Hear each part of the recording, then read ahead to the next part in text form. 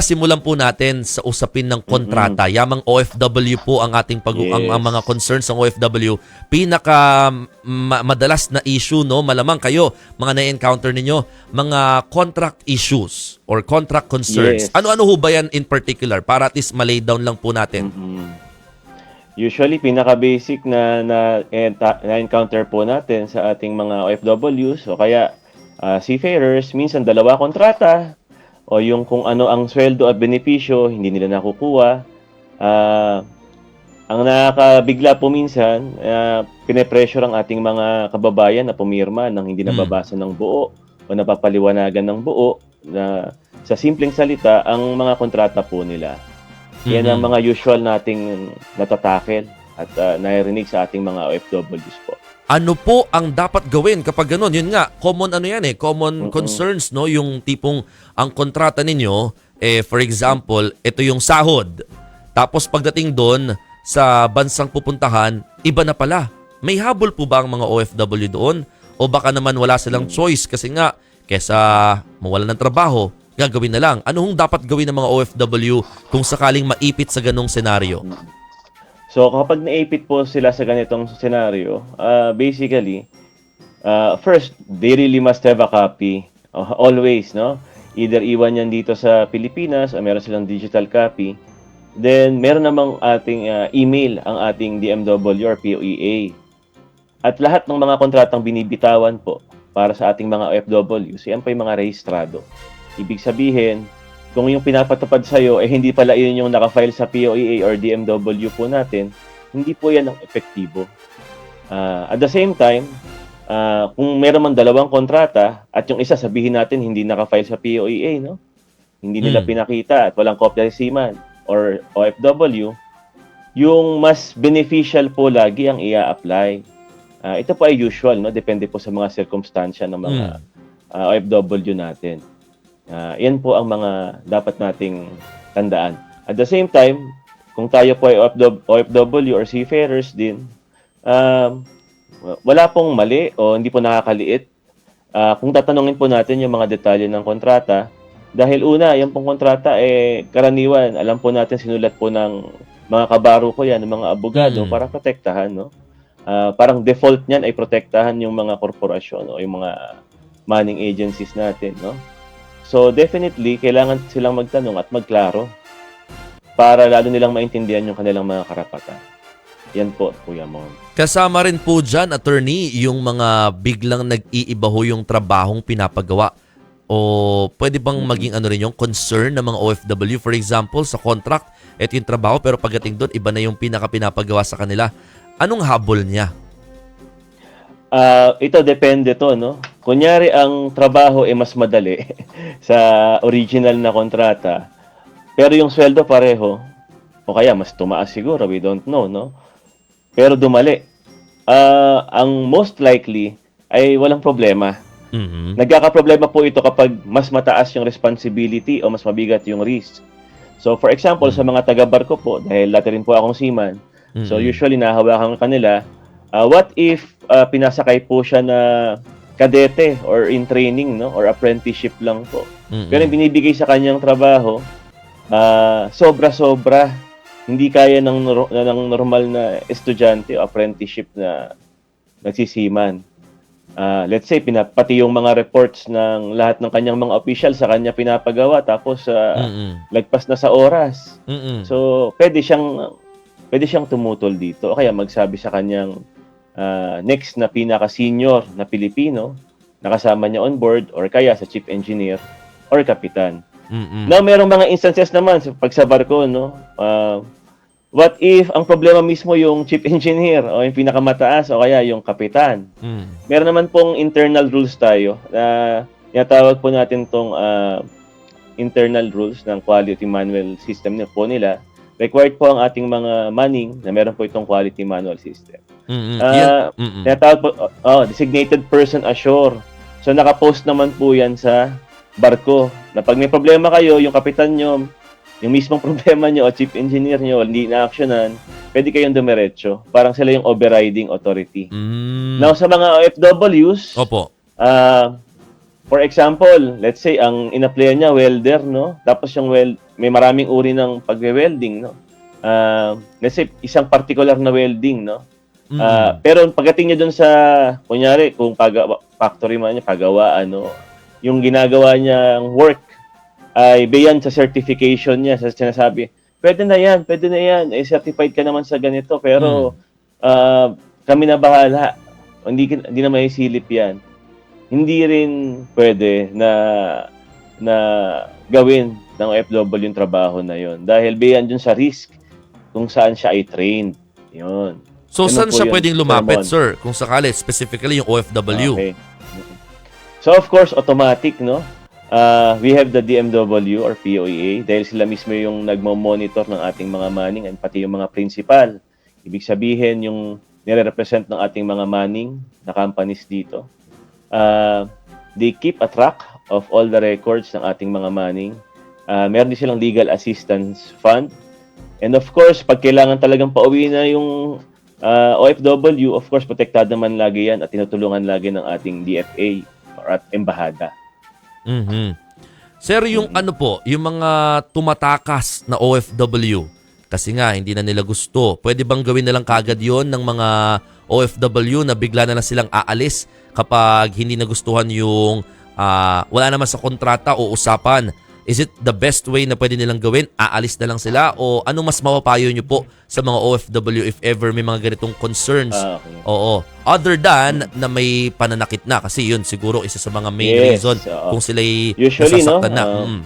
Pero kung may mga ganitong Thank you, sir. issue lang na contract concerns, pwede ba silang umalis na lang kagad o baka silang mapahamak? Thank you, Sir Mon, sa magandang tanong, no? Pero usually, built-in yung grievance procedure dun mismo sa kanilang kontrata. Kung either kailangan nila mag-submit ng mga letter, okay? Or kaya ay sabihin. Now, what if talagang na-feel mo na parang killing me softly yung dating, no? Na kahit gumawa ka na ng letter, nagsabi ka na, at tapos, ano yung mga next steps? Pwede tayong mag-report na sa ating labor attaché o sa embahada. Tapos, at the same time, they will also give you, parang meron kang sariling abogado actually, no? Meron naman silang buong team doon and they're acting as one. Yan ang ating policy ng DMW, POEA, DFA. One policy to protect our migrant workers. Kung wala naman Pero pero automatic, pag sila sinasaktan, hindi pinapakain, minamaltrato, kinokontrol yung, for example, ang mga bagay, mga basic freedoms ng tao, no? Ito po ay dapat uwian na. At mag-report na po talaga sa embahada nila para sila po ay mapauwi at maprotektahan. Hindi naman po tayo, part po yan ng modern society. Wala na pong pang-aalipin ngayon. Yan So po dapat ay mahirap. meron talagang direct contact no sa DMW Yes, or POEA para at least mas magabayan kasi nga mahirap pag biglang aalis ka, baka mabalikan ka kasi nasa kontrata ka pa, 'di ba? Baka may mga ganun pong concerns no. Tsaka yung pinakamahalaga diyan, Sermon, pag ang mga migrant workers natin, automatic naman yung nagpe-pre-departure orientation seminar. Lahat ng mga binibigay po doon, at least yung mga contact numbers, sino mga pwedeng kontakin or hotline, i-take po nila, no? Lalo po ngayon very advanced na po ang technology, napakadaling magsabi, mag-report, di ba? Mag-video call pa nga usually, Correct. para mailapit po nila yung kanilang sitwasyon. Yan po ang kagandahan ng ating sistema na may PDOS. Mga issue about claims, sir, lalo po sa mga seaman, ano ito? At saka ano ba yung mga pwedeng nating maibahagi at maipaalala sa mga seaman na magkakaroon po ng mga, kumbaga, isipin pagdating sa mga claims na kanilang hinahabol? Very appropriate tong tanong na to. Nung Sabado, kasama ko mga association ng seafarers' wives, diniscuss namin yung ano yung mga karapatan ng mga asawa nila. Kasi madalas nga, ang mga seaman natin ay naaabuso. At the same time, pag nagkakasakit, hindi nila alam kung ano yung gagawin. Parang normal na minsan pinipressure sila na pumirma kagad ng mga documents. Okay? Pag meron po silang claim, ang mahalaga, kauna-unahan, meron silang kopya ng kanilang tinatawag na Seafarers Employment Contract or SEC. At the same time, meron po silang kopya rin ng, kung walang physical, digital man lang, no? ng ating CBA, ng Collective Bargaining Agreement. Dahil in the end, ito po lagi yung binabalanse, no? Kung ano po yung mas malaki yung claim nila, yun po yung mas effective. At sabi ko nga sa mga asawa ng mga seaman nung Sabado, what if maganda yung nasa CBA, tapos plus pa yung nakalagay, ibig sabihin, makukuha mo pa or on top to ng POEA contract. Yun ang mga gandang mga kontrata, no? Pag nagkakasakit, usually, ang mahalaga, bago sila umuwi, picturean nila yung mga logbook, no, whether engine logbook or deck logbook, para lalo kung nagpa-check up, para malaman kung ginawa ba ng ating principal or ng mga ship owners yung lahat ng kanilang dapat gawin para mabigyan ng lunas yung ating mga seafarers kahit saang bahagi ng mundo to. Very appropriate. Nangyari sa akin yan. Seaman ako dati, no? Ako'y binaba sa Texas. At 2 months ako doon, naoperahan. Hindi ko nga din akalain na later on magiging abogado ko. Opo. Pero naging continuing passion ko siya. So, yan po yung mahalaga. Tapos, kung wala namang mga reports, tapos hindi pinapaniwalaan, dapat mag-daily daily diary kung ano yung mga nangyari at least. Bakit? Para po pag dumating dito, in-interview po ng ating DMW, okay, o kaya po ng private lawyer kung gusto po nila, masabi po nila yung mga pangyayari ng malinaw at maalala po as much as possible. Oo, para at least detalyado. Para maganda po yung laban. Opo. Oo. Usually po naman yan, nag-i-end naman po yan sa NLRC Sige po. kung meron po tayong claim at mabilis po sila. Attorney, panghuli na lamang po para po sa mga Sige po. magbabalak na maging OFW, ano pong dapat nilang tiyakin at paalala po sa kanila? Una, saludo po tayo sa kanila. Pero wag po nating kakalimutan yung kanila pong mga basic rights. Hindi po porket sila ay pumirma dyan, sila po ay ituturing ng below. Iyan po ay lagi natin pinapaalala, lalo po sa Trupidos. Yung mga documents, yung mga contact numbers, make sure na meron sila at meron din yung kanilang pamilya. Para maiwasan po natin yung pang-aabuso at mai-assert natin yung rights natin. Kung parang sa West Philippine Sea, di ba? Dapat i-assert mo. At unang pagkakataon pa lang, maramdaman nila na ito. Alam niya ang karapatan niya. Kasi yun yung unang laban, no? Dapat. I-assert natin. Oo. Na alam nila na tayo, handa na lumaban. At dalhin to kahit saan, no? Siyempre, in the end, also papangalagaan din natin yung pangalan din natin kasi malaking ang kontribusyon ng mga migrant workers sa ekonomiya ng Pilipinas. Alam naman natin yan, lalo pag bare months na, di ba? Napakalaki. Yes, sir. Ayan. At saka, syempre, again, mga kapatid, stick with your contract. Hawakan po yan yung mga kailangan contact numbers na dapat at kung ayaw sabi ng mga misis, no?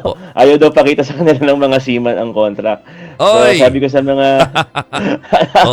sige. Sabi ko, ang sabi daw, Data Privacy Act. Pero mas mahalaga kasing merong kopya sa bahay na maiwan. Tama. So, Sige po. Sabi ko, sige, gagawa ko na lang kayo ng another copy. Usually, request or, di ba? Or particular na power para walang masabi yung maning na Data Privacy Act, di kayo mabigyan ng kopya. At Maraming salamat. Sa mga asawa nyo, para sa inyo yan.